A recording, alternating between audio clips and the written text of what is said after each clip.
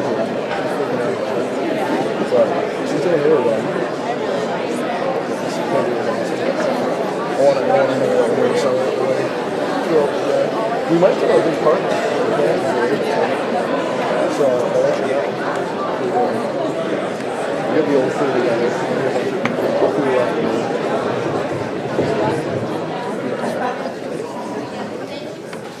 Good evening. Good evening. Welcome.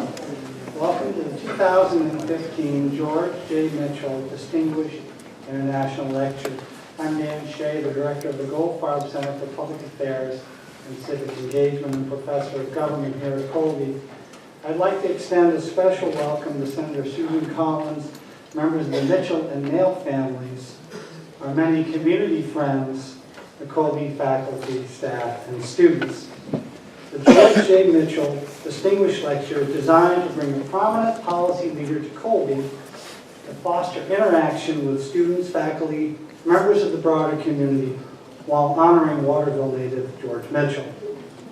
My role tonight is to briefly introduce Senator Mitchell, who will then introduce our guest speaker. It's been said that the more famous the speaker, the shorter the introduction. If that were true, my remarks about Senator Mitchell would be very brief. Surely the residents of Waterville, Maine, the state, the rest of the nation, know of his work as a prosecutor and a federal judge. They would be aware of his distinguished career in the Senate, his efforts as a negotiator in Northern Ireland and the Middle East, and that he was awarded the Presidential Medal of Freedom, the highest civilian honor given by the U.S. government. Many would also know that he was chairman of the board of directors of Walt Disney Corporation, and many of us have read at least one of his 4 books. Mainers also know that last spring the senator was inducted into the Maine Sports Hall of Fame for his basketball prowess at Bowdoin, as well as his role in the investigation surrounding steroid use in Major League Baseball in 2002, and in the wake of the Penn State sex abuse scandal in 2012. And of course, hundreds of college students, thousands of college students across the state, including many in this room, know the difference that the Mitchell Institute Scholarship has made in their lives.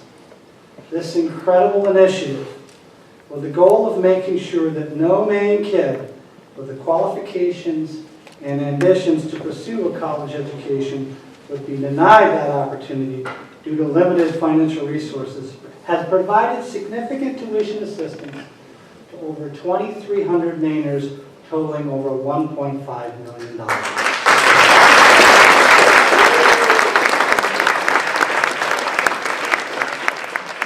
did say 11.5, didn't I? Oh, thank you. I didn't want to get that wrong. You know, Senator, in an interview, I saw an interview of the senator on this program. And he suggested in that interview that it was his most important legacy, the most important thing he's ever done. And we all know the senator's resume. What an incredible statement. It says so much about George Mitchell's values, his priorities, his heart, and it says so much about why he is so beloved in the state of Maine. Finally, I'd like to say just a few words about his approach to public service. Throughout his career, from his early days in the Senate to the creation of the Bipartisan Policy Center, George Mitchell has demonstrated that public servants can have strong convictions, they can be ideological, and they can be proud partisans. Their responsibility, their duty, however, is to understand those on the other side also have strong convictions, and they deserve respect. His oft-cited line, that although he is regularly asked to do so, God does not take side in American politics, seems especially fitting these days. Senator Mitchell's career exemplifies a cherished American ideal that compromise and humility reveals strength, not weakness. His career is built on the beliefs that analysis, negotiation, and respectful dialogue can solve even the most seemingly insurmountable problem. It is my pleasure to welcome back to Colby. Please join me in welcoming Senator George J. Mitchell.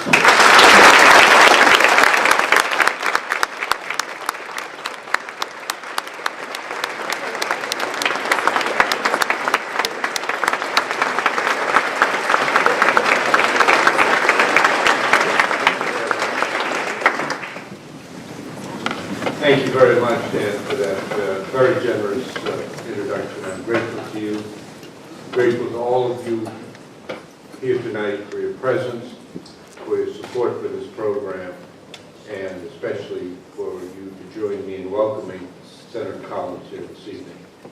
Before I introduce her, I do want to mention a few other people.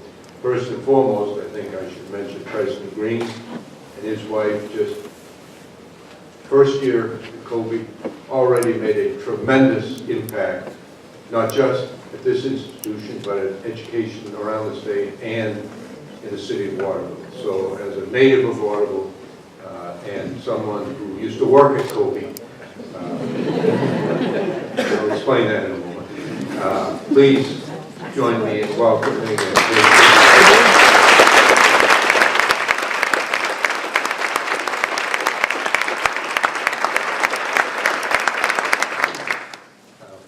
my father was a janitor at Colby, and so I spent a lot of time up here. And when I was at Bowdoin, in order to earn money to pay the tuition at that very expensive school, I worked here at Colby during the summers. So I see students, if anybody here live in Foss Hall, in the dormitory, you live in Foss Hall. Well, I built, personally, that beautiful terrace lawn out in front of the farm. And the first thing I told President Green when I met him for the first time last summer is I check on that lawn every summer. So whatever other demands on your resources are, make sure you keep that lawn up. It's a very important part of my life. We have a long history here at Colby. My brother John has just finished 44 years of work here as an assistant coach. The basketball gymnasium is named after him. The amazing thing is that Colby has survived 44 years of the Swisher.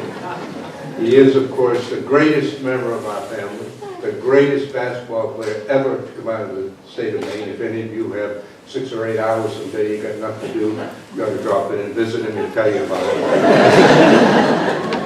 But I do want to recognize the Swisher and his vice president.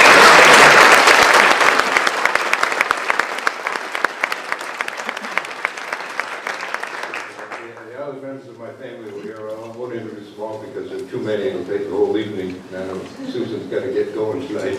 So, but I do want to mention my brother Paul and my sister Barbara. They couldn't make it into either Colby or Bowdoin, but they did very well at the University of Maine. Both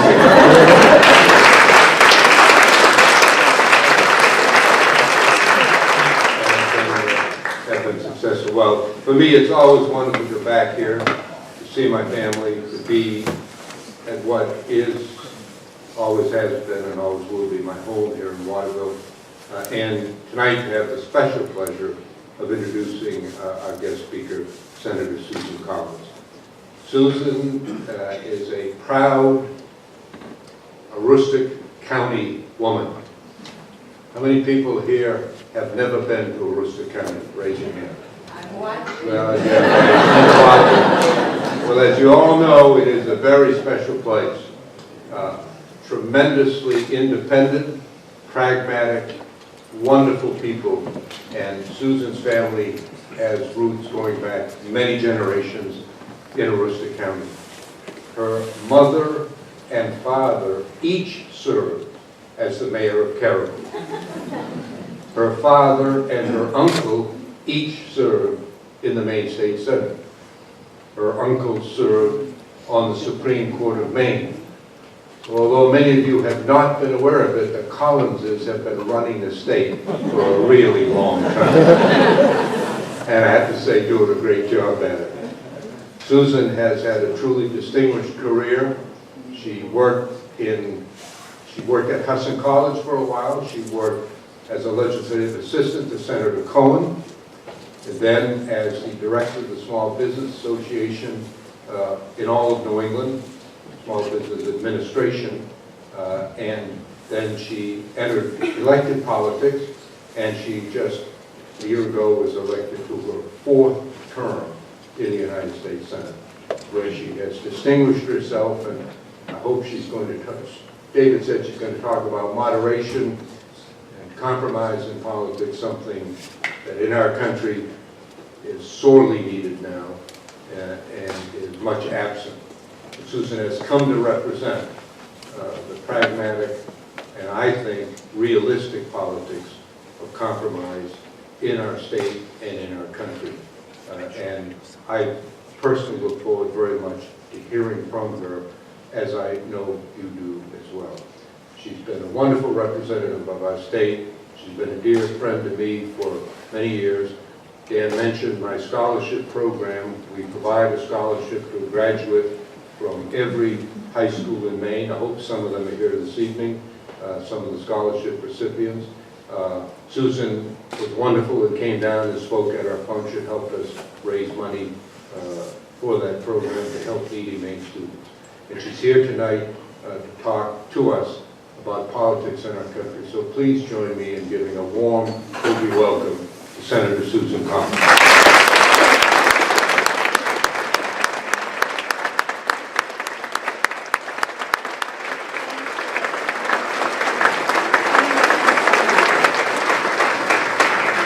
Thank you so much, Senator Mitchell. What an honor it is to be introduced by the great George Mitchell. I really can't thank you enough. President Green, it's wonderful to be back at Colby. And George, I am impressed by the number of your family members that you convinced to come here tonight. They have all contributed so much, and I've been fortunate to know many of them for several years as well. Although I've never gone one-on-one with Swisher, but I hope to at some point. I'm a good foul shooter. Does that count?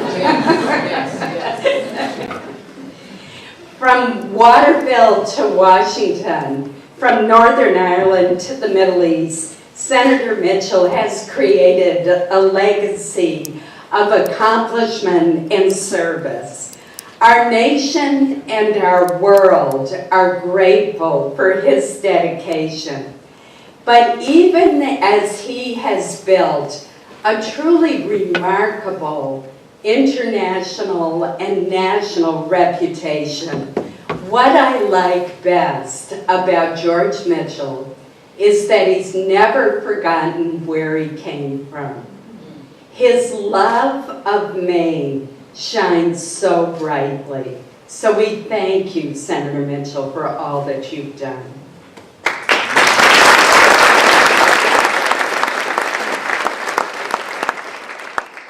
I'm honored to be here once again at Colby College.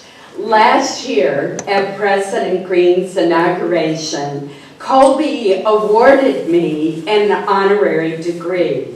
That meant so much to me because it was exactly 100 years ago that my great aunt, Clara Collins Piper, received her Colby degree. What a remarkable woman she was. She took the train from Caribou at age 17 to Colby. This was 1909.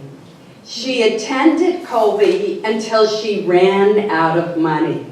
Then she taught school until she could earn enough money to come back, complete her degree, and graduate in 1914. How unusual it must have been in those days, particularly for a young woman, to want an education that much. The journey from Capitol Hill to Mayflower Hill is one that I always enjoy, particularly when my destination is the Goldfarb Center for Public Affairs and Civic Engagement. Before I begin my formal remarks, let me say that I am very aware that last month's lecture was on the long-standing tradition of satire and mockery in American politics, particularly directed at those of us in public office.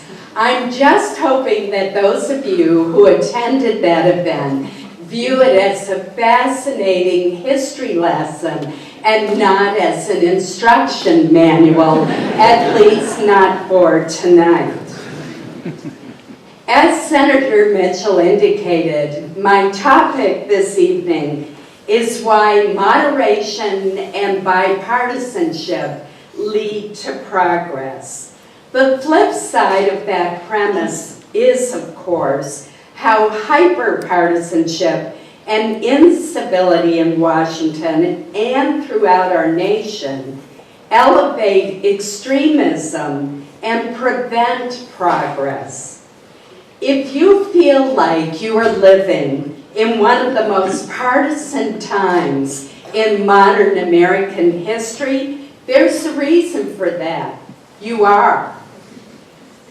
I make this statement based on an analysis of party unity voting in Congress published by the well-known Washington news magazine CQ Weekly, a publication that covers Congress in a decidedly nonpartisan manner. Because we have the good fortune this evening to have the lecture's namesake with us, let us look at the percentage of party unity votes that occurred in the Senate when George Mitchell was the majority leader. Now, by party unity votes, I'm referring to the percentage of Senate votes where the majority of the Republicans vote one way and the majority of Democrats vote the opposite way. During Senator Mitchell's 6-year tenure as leader, with one exception, the percentage of party unity votes hovered around 50% each year. In fact, in Senator Mitchell's first year as leader, the percentage of party unity votes was only 35%. In contrast, last year, it was 67%. That actually was an improvement over 2 years ago when it was 70%. Another way to look at this is by considering the votes of individual senators to see how often each votes with his or her own party, whether or not the votes are controversial. Last year, all but 3 of my Republican colleagues voted with their caucus on more than 80% of all votes cast.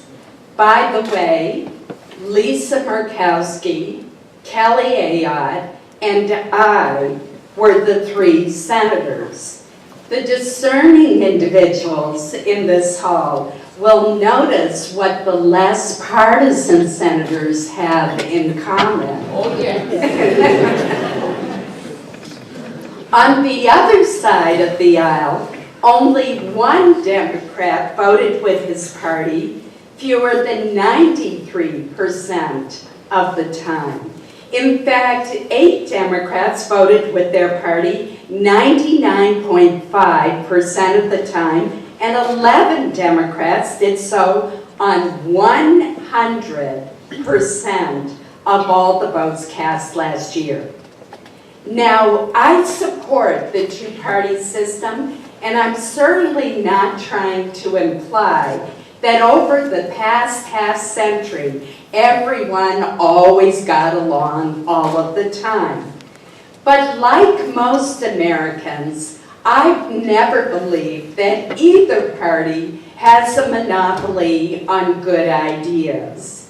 The strength of the Senate is that it is the world's greatest deliberative body, where proposals are intended to be considered from all possible points of view, debated, even argued about, and then eventually advanced or rejected through negotiation and compromise.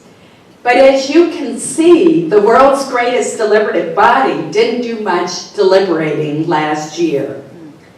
I have my own theories about what causes the hyperpartisanship that we see in politics today. And the great thing about being a senator is I can set forth my ideas tonight without the years of painstaking research and mountains of documentary evidence that the scholars in the audience need to produce to support their ideas.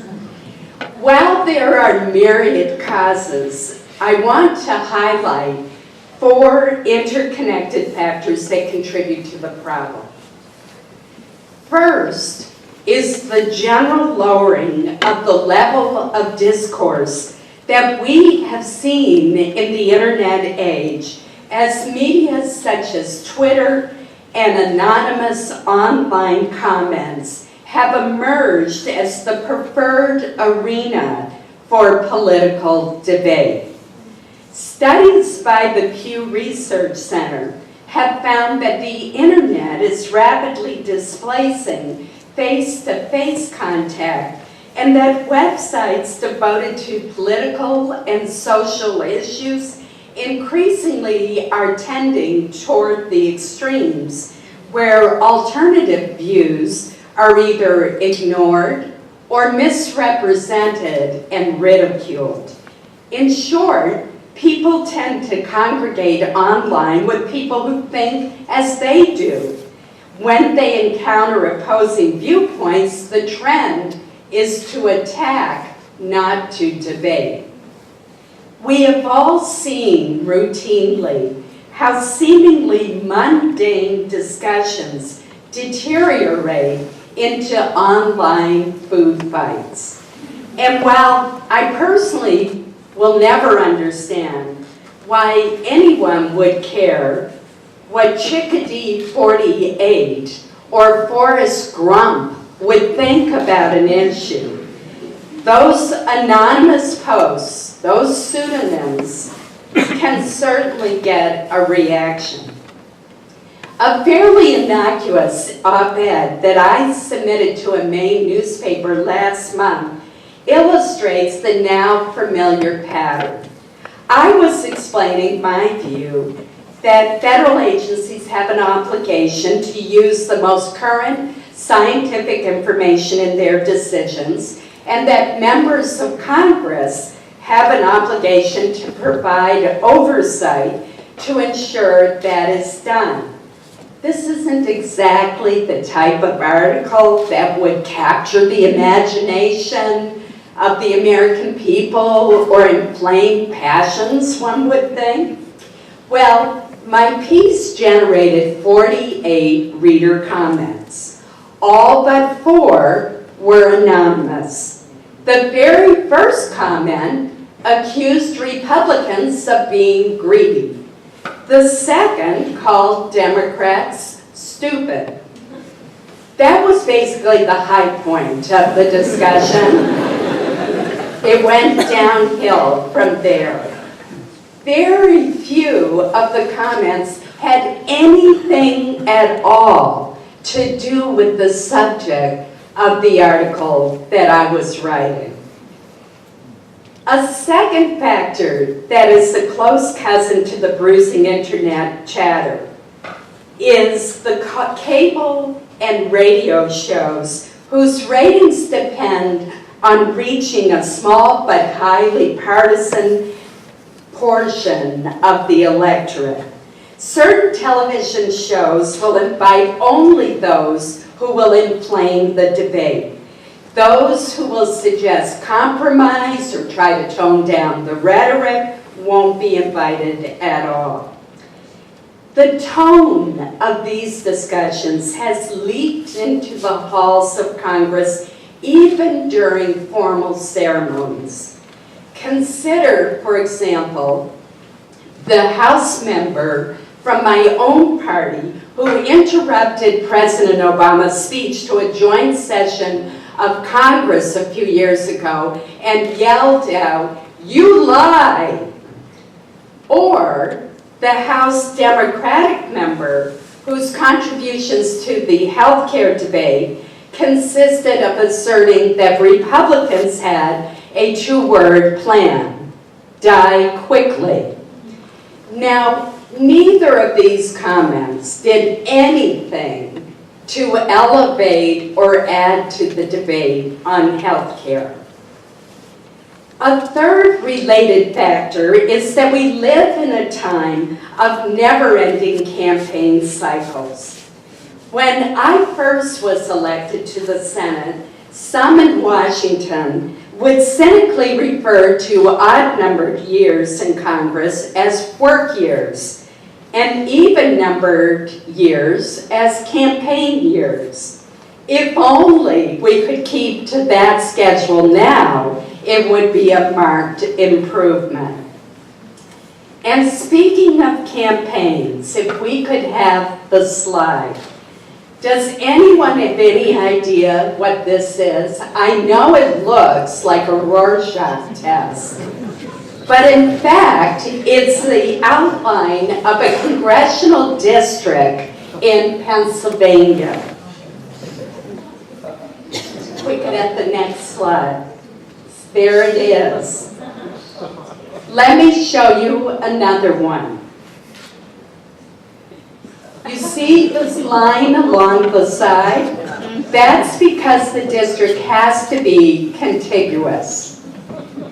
What they've done is what a surprise, it's near Chicago. Sorry, David. You could probably tell me about these neighborhoods and why they go around Oak Park, but I have a feeling there's a reason. Now here's another one. This looks like my idea of what the Aleutian Islands look like. But it's a congressional district in Florida in this case. So as you might suspect, gerrymandering of congressional districts is the fourth factor. Gerrymandering is an old concept, but it is being elevated to an art form to create one-party congressional districts. With only 2 districts, Maine is relatively immune.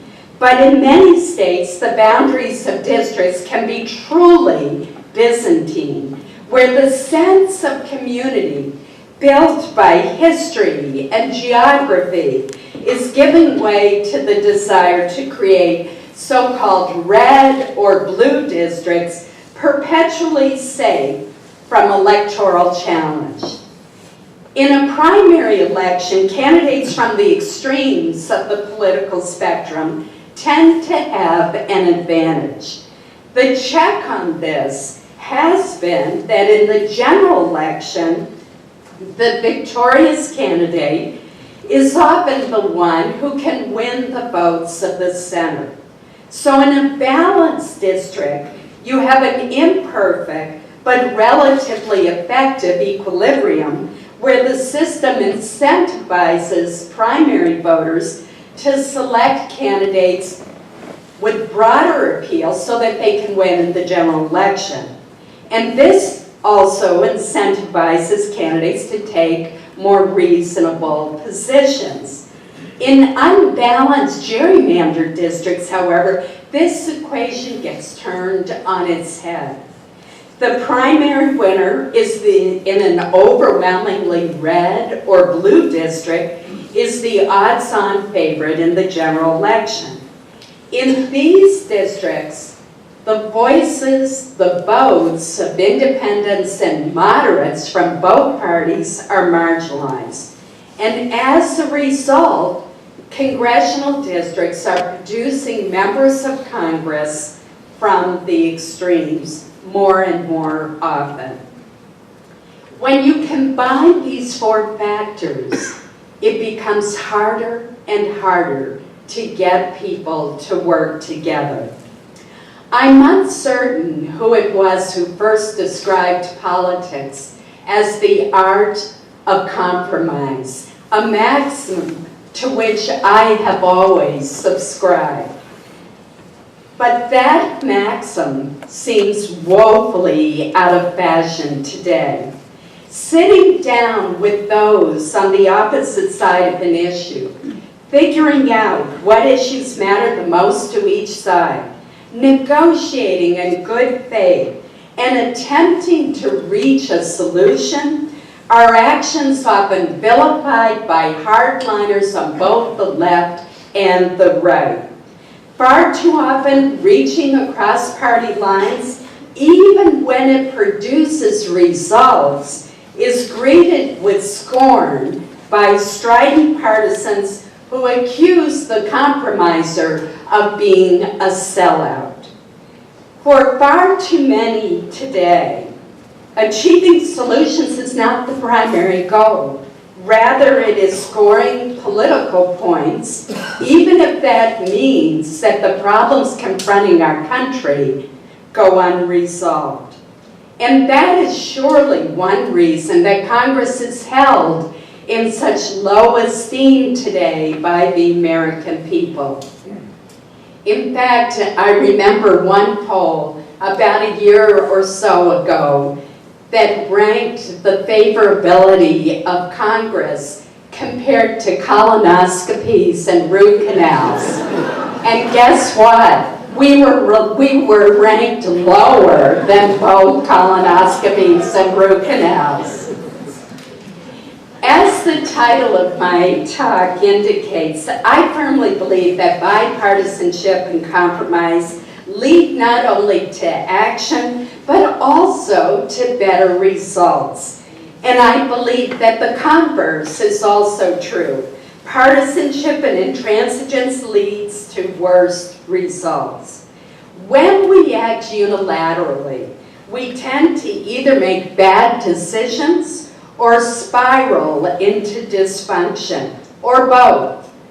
A recent example involves the Senate rule changes surrounding the filibuster. In the Senate, procedural tactics were increasingly used to prevent the minority from offering amendments during the last Congress. This caused the minority to overuse the filibuster to stop bills to which it could not offer any changes. That in turn led the majority party to break the Senate rules in order to change the Senate rules, no small irony there, in order to prevent the use of the filibuster in certain circumstances. The minority, appropriately enough, cried foul. An election occurred, the minority became the majority, and guess what? Now the new majority has changed its mind and decided that it likes those new rules after all, now that it favors their side. It doesn't have to be like this. Many of the great accomplishments that we have had in Congress have been the product of bipartisan efforts. I'm thinking of Senator Mitchell's efforts on the Clean Air and Clean Water Act, which are good examples, but I'm going to talk about other ones tonight. An historic example that is fresh in my mind is the Voting Rights Act of 1965. Last month, I had the good fortune to attend the 50th anniversary celebration in Selma, Alabama, of the passage of this historic law. Our delegation was led by Senator Tim Scott, a Republican who is the first African-American senator elected from the South since 1881, and by the great civil rights icon, John Lewis, who is now a Democratic congressman from Georgia. We commemorated the march from Selma to Montgomery for voting rights across the Edmund Pettus Bridge, the scene of the infamous Bloody Sunday attack on March 7, 1965. Just as an aside, I have to tell you how moving Congressman Lewis's remarks were at the ceremony. He demonstrates an amazing capacity for forgiveness.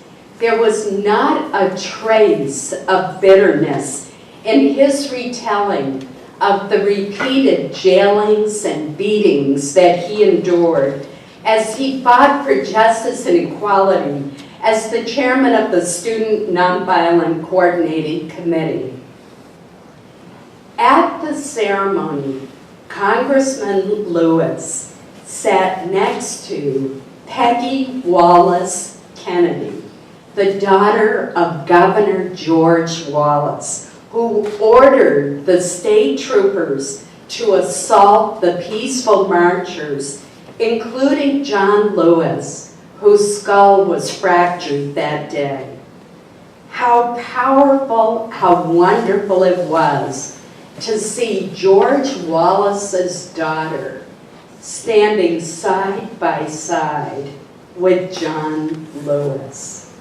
The powerful themes of redemption and forgiveness resonated throughout that weekend. It was an experience that I will never forget.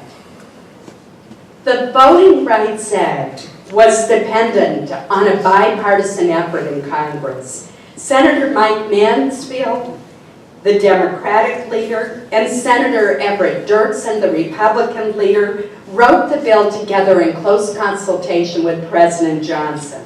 Senators Mansfield and Dirksen worked together to overcome the many obstacles they faced in getting it through Congress, fighting back delays in committees, rounding up votes to overcome amendments and filibusters that could kill the bill, and strategizing how to get the bill through conference.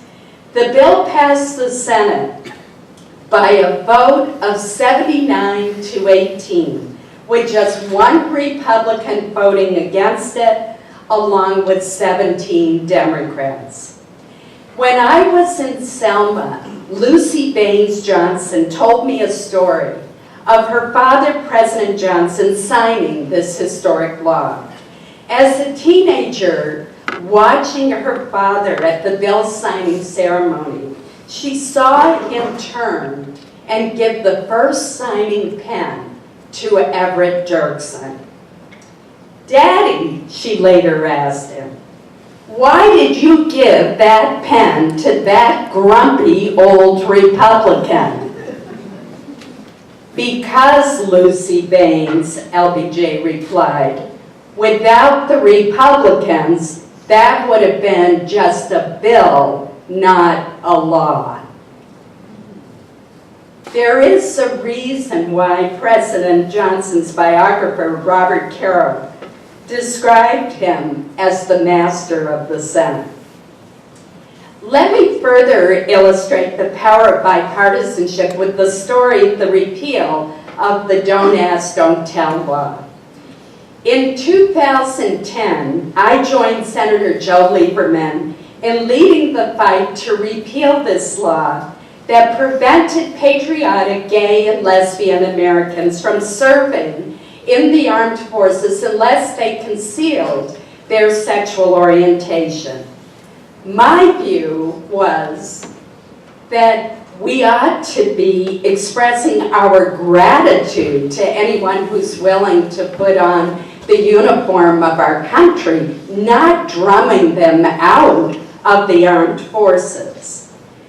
Now keep in mind that Don't Ask, Don't Tell was signed into law by a Democratic president, Bill Clinton, in 1993 and enjoyed widespread bipartisan support for many years. Its successful repeal was going to require Republican as well as Democratic votes. As difficult as it may seem to believe now, 5 years later, in 2010, outright repeal was still controversial. For example, while the chairman of the Joint Chiefs of Staff testified in favor of repeal, The Commandant of the Marine Corps was strongly against repealing this 17-year-old discriminatory law. In March of 2010, during consideration of the huge defense policy bill by the Senate Armed Services Committee, Senator Joe Lieberman, an independent, Chairman Carl Levin, a Democrat, and I, a Republican, joined forces and pressed the case for repeal. Two Democrats on the committee, one with extensive military experience, argued against repeal, as did former POW and Republican presidential candidate John McCain. After a very lengthy and extremely contentious debate, the committee voted 16-13 to include repeal in the defense bill, not exactly an overwhelming vote. Nevertheless, this was a significant first step, even though at the time I was the only Republican on the committee to vote in favor of repeal. But I was optimistic that ultimately I would be able to convince others to join me.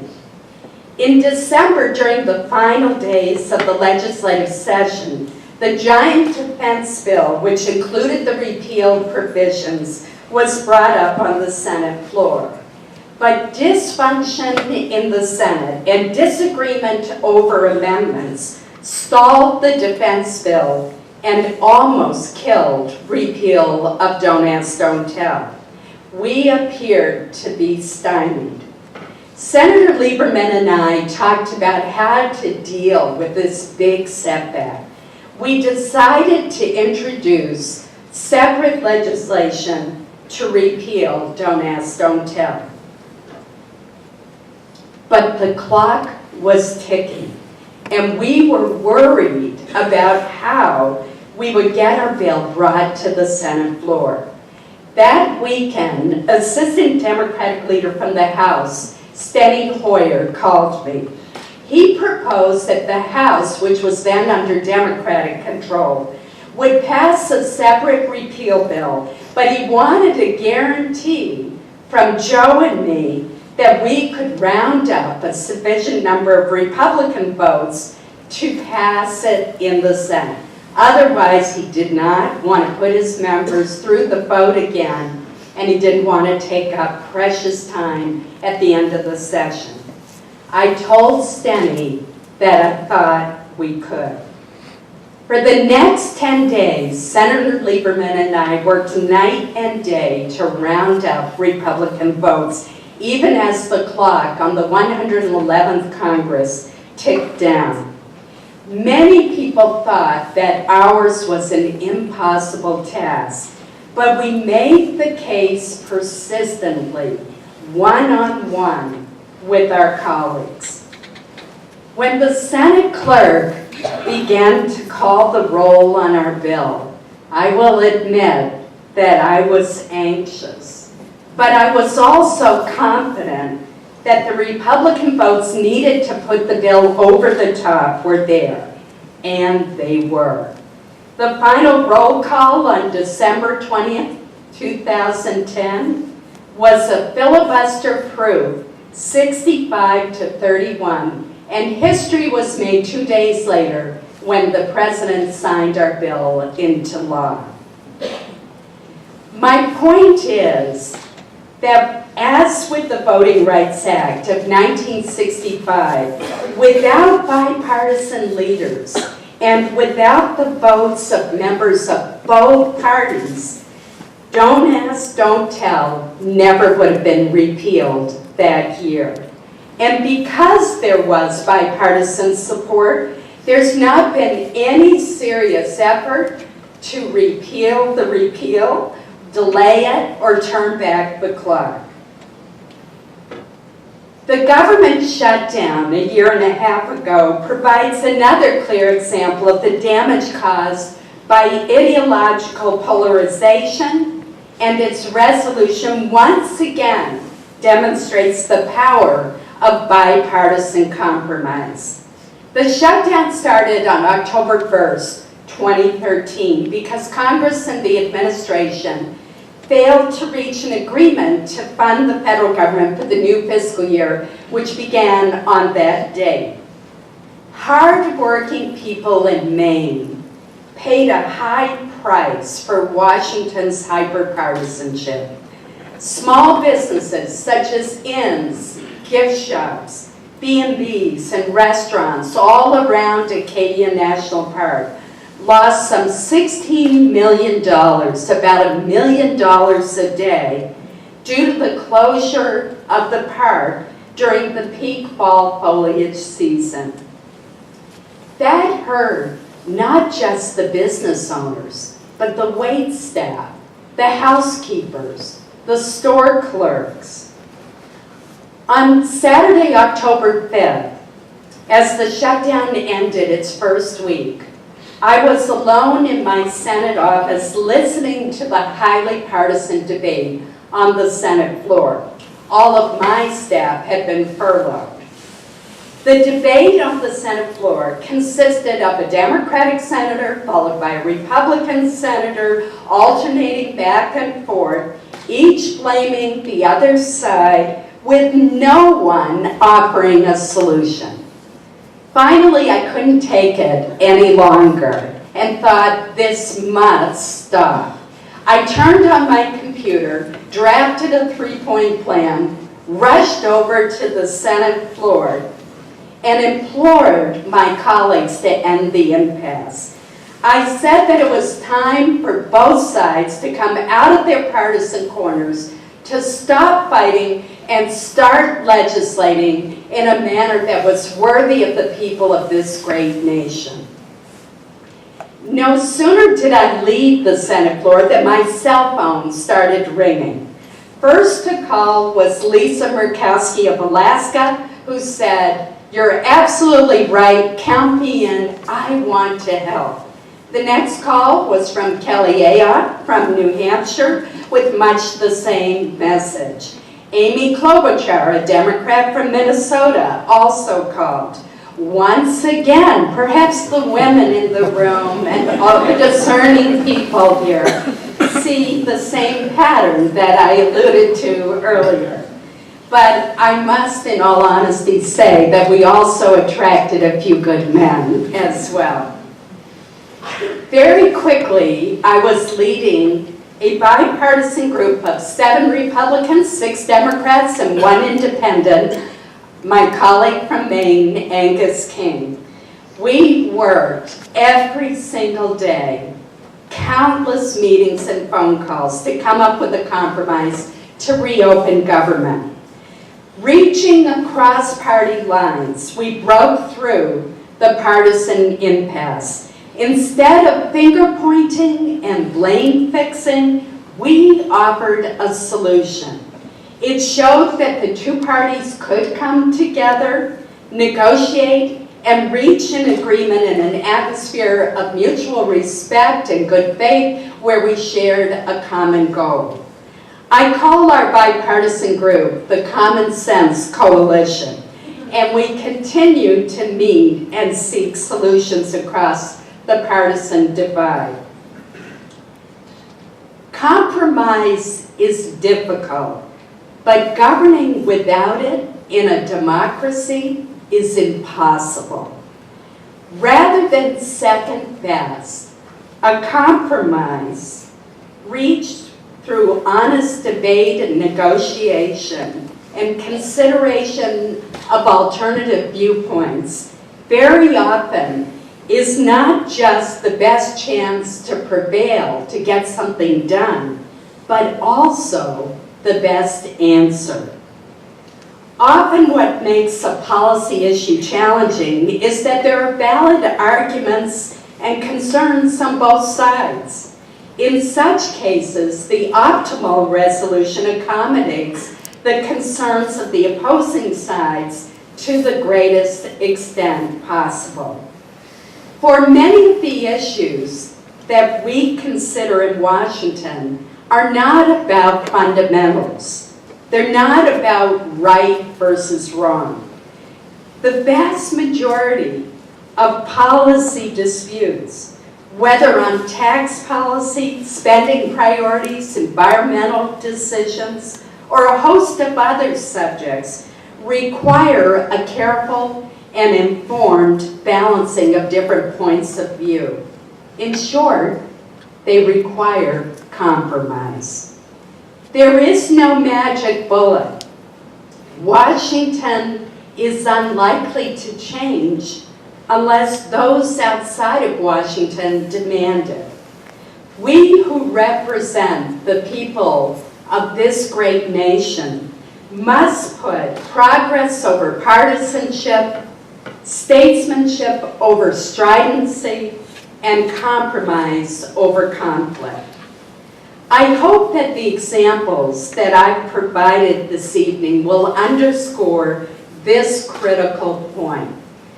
Unyielding adherence to an extreme viewpoint is easy. It is compromise, the hard work of bringing people together to find common ground, that requires determination, intellect, and courage. It may not be easy to be passionate about compromise, but it is easy to be passionate about the justice, opportunity, and progress that compromise can produce. Thank you.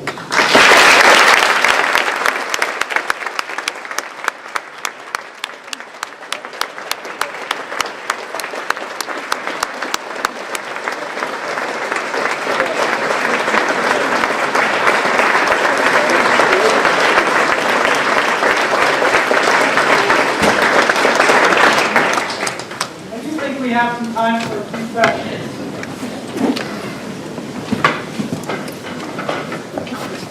We have a microphone, if you don't mind, that we're trying to use because we're live streaming this event. Thank you. My question to you is, do you favor a second national park for the state of Maine?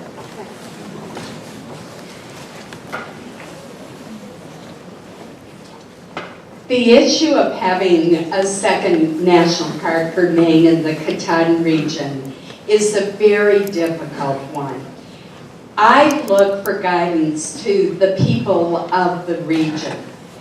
My friends who represent Western states tell me lots of stories about the difficulty of federal ownership of land. Acadia has been a wonderful success. The question is whether the economic development and the jobs that the Katahdin region so desperately needs would materialize if there were a second national park in the Katahdin region.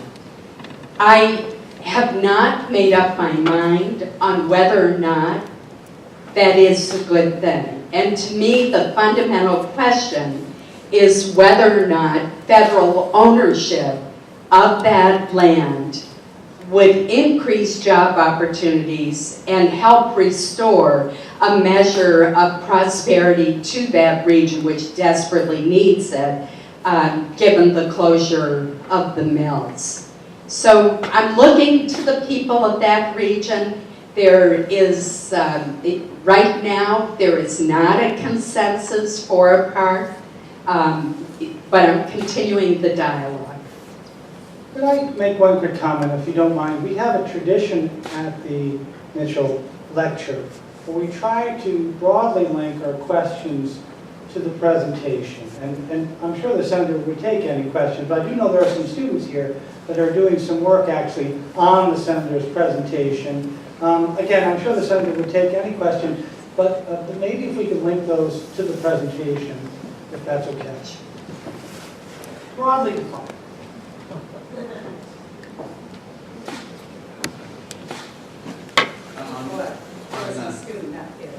On behalf of the citizens of Waterville, we thank you for joining us here tonight at this special event in honor of our most favorite citizen and statesman, Senator Mitchell. My question is, what is your position on the Citizens United case, which in effect really opens the floodgates to money in politics and encourages the bipartisan gridlock that we're experiencing today? I do not agree with the Supreme Court's decision in the Citizens United case. I was a very early co-sponsor of the McCain-Feingold bill, and Citizens United struck down major provisions of that law. So I wish the Supreme Court had not ruled as it did, and I disagreed with the ruling. It is not easy to craft a response to Citizens United. I think that all of us should be able to agree, however, on greater transparency, on contributions, on more rapid reporting of contributions, and that these organizations that have these innocuous names, Americans for Apple Pie, that we should be able to find out more easily who is funding those groups on both sides. And I think, so I think a first step is more disclosure and more rapid reporting. The other point I would make is the rules have to be the same for both sides. And that's been a problem in the past also.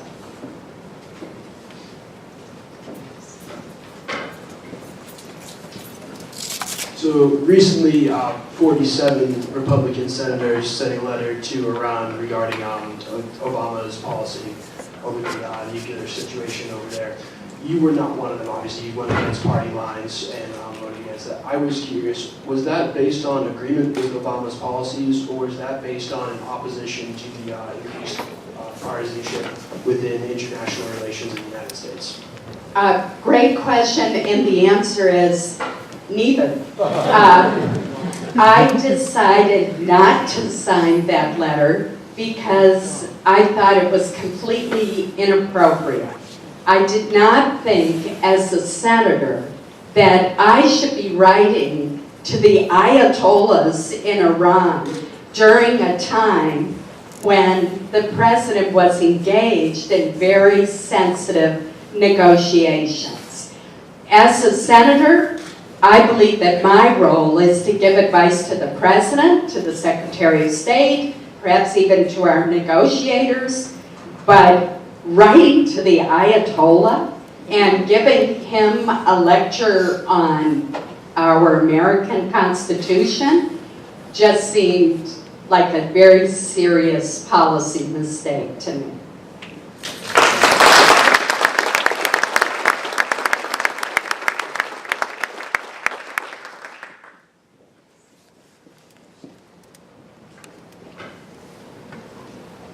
Speaking about cooperation and working across aisles, why do you identify as a Republican and not as an independent, for example? I am a Republican because I believe in core Republican values. I believe in personal responsibility, in individual liberty, in smaller government.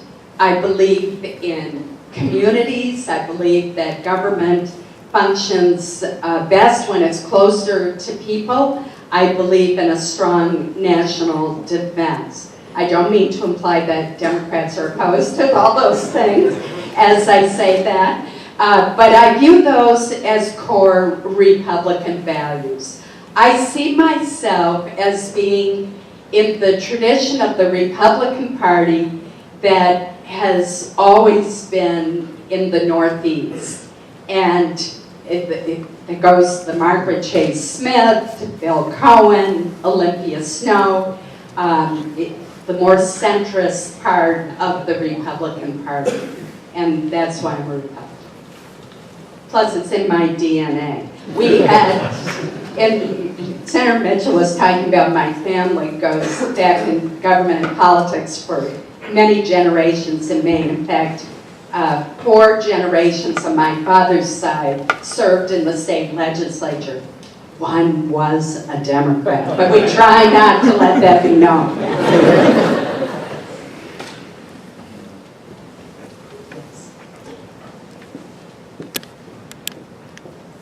I can take Ray out of these. I don't know.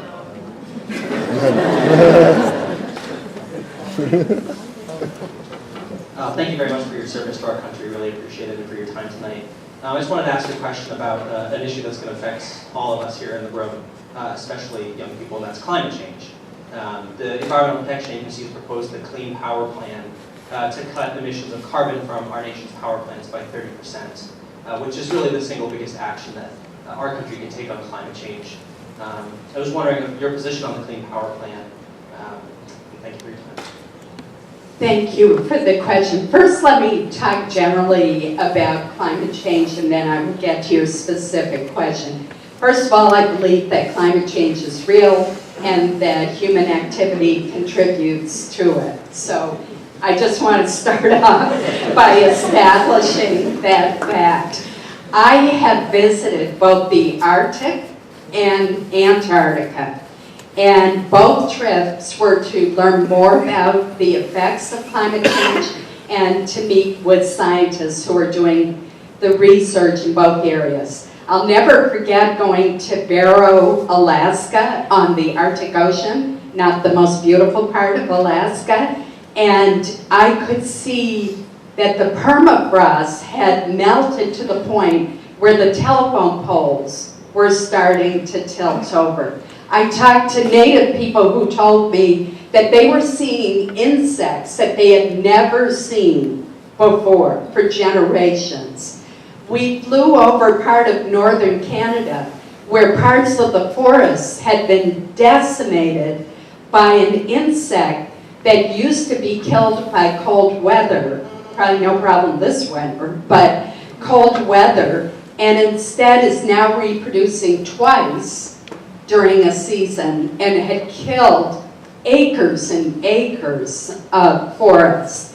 In Antarctica, I met with professors from the University of Maine and that other college in Brunswick who were working there and who had been drilling into the ground, getting ice cores, and we saw glaciers that were melting. In New Zealand, I also saw how the ice had retreated enormously. In the Gulf of Maine, look how warm the water has gotten. And it's brought different species into the Gulf of Maine that threaten some of our native species. The acidification of the water also is a big problem for some shellfish, although apparently not lobster.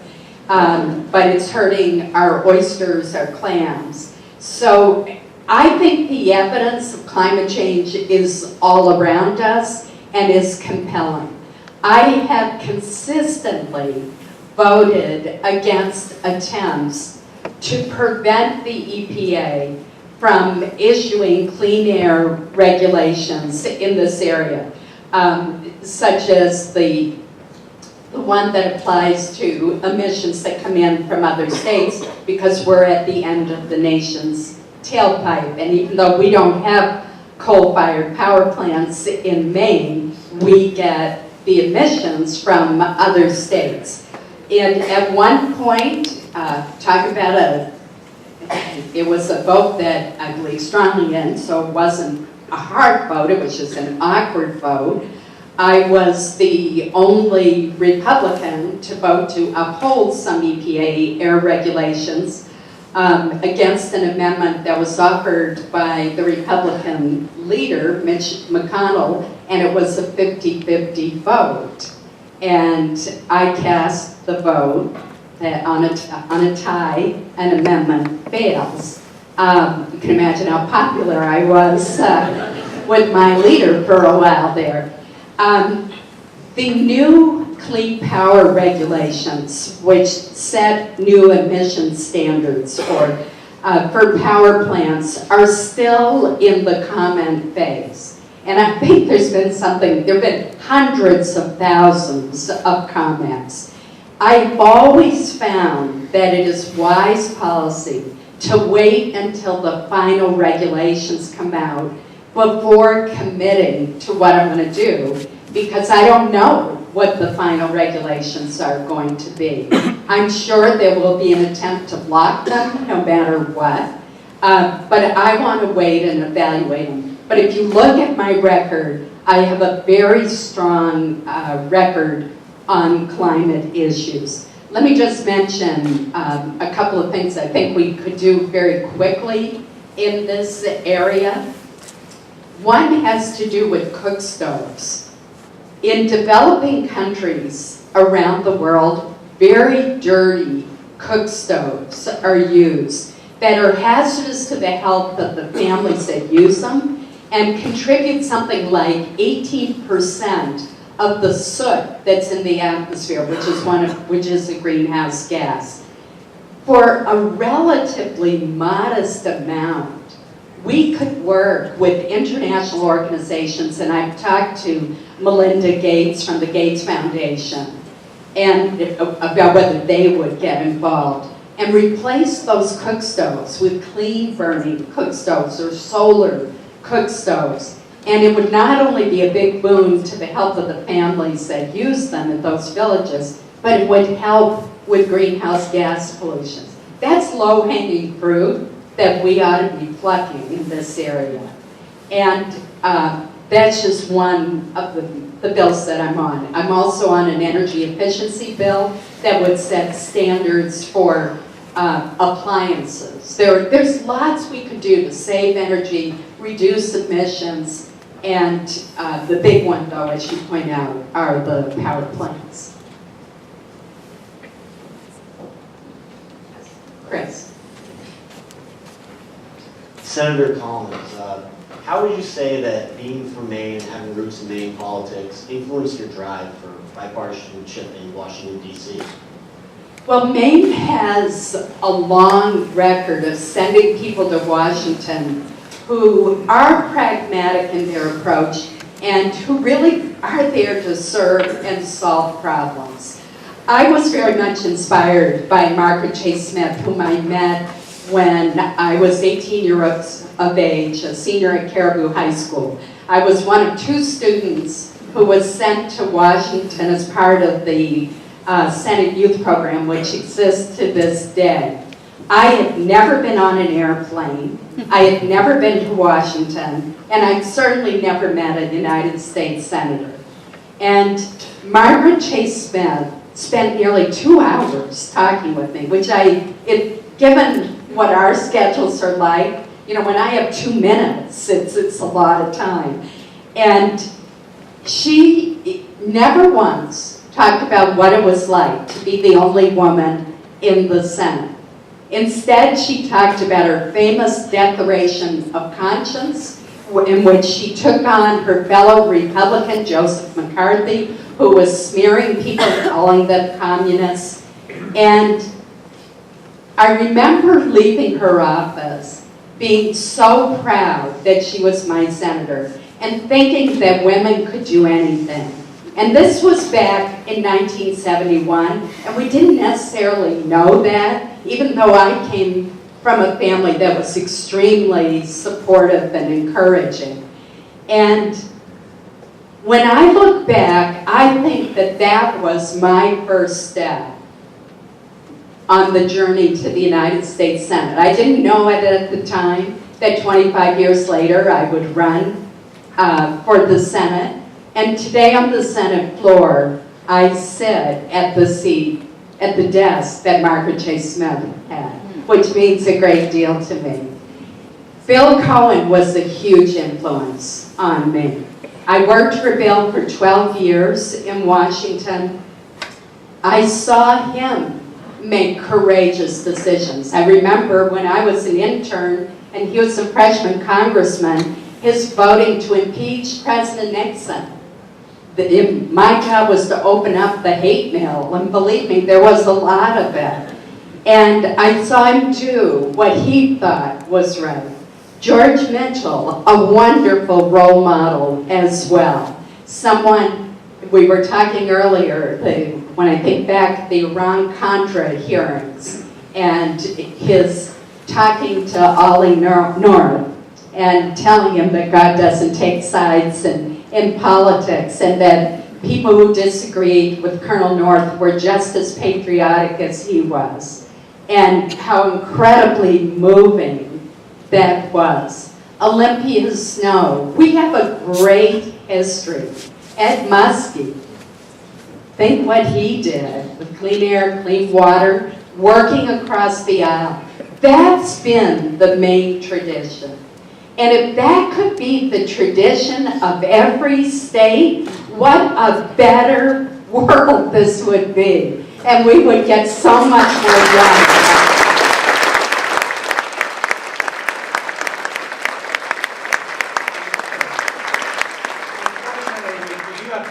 Senator, you are certainly following in that tradition, and we are so proud of you. The Grove Park Center always gives a small gift. One more round of applause.